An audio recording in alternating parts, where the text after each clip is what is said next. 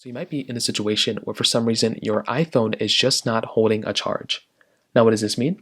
Well, basically it means that your particular iPhone that you have, the charging of it, maybe it charges up to 100%, but it seems like it's dying a lot faster and you don't really know why that's happening. Now, well, the first thing I'd recommend doing more times than not is to make your way over to your settings application of your iPhone.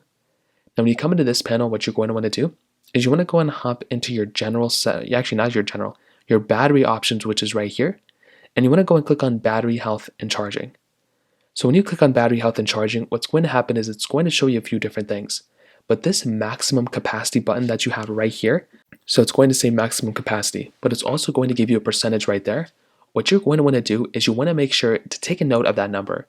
If that number is like 80% or like below, then that means your iPhone's battery health is just not that good, and you're going to probably either want to get that replaced or just kind of stick with an iPhone with a poor battery health or just get a new iPhone. Those are some options that you have from that specific perspective. Now, on the other hand, if this number is still at 100% and you're still having some weird like battery health issues or your battery's dying really, really fast, the next thing I recommend doing is trying to see if there's an update available for your iPhone. So make your way over to your general settings of your iPhone, which is right here. Then go and click on software update. And what you're going to want to do here is basically just update your iPhone.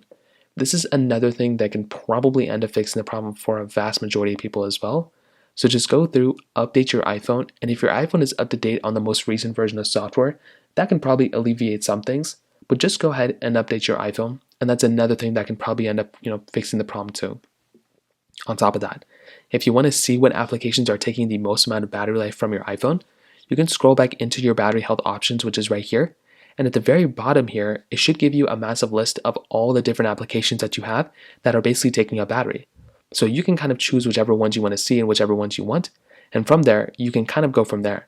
So you can choose, if there's a specific application that's taking a lot of battery, go ahead and kind of figure it out from there and essentially either delete those apps or no longer use those as much, or use them while plugging in your iPhone at the very bottom. So that's another option that you kind of have there as well. If you have any other thoughts or questions, let me know in the comment section below. Hit the like button, that'll mean so much, but definitely hit that subscribe button. More importantly than everything else, I love every single one of you guys. Hopefully I'll catch you guys in the next video. Peace out.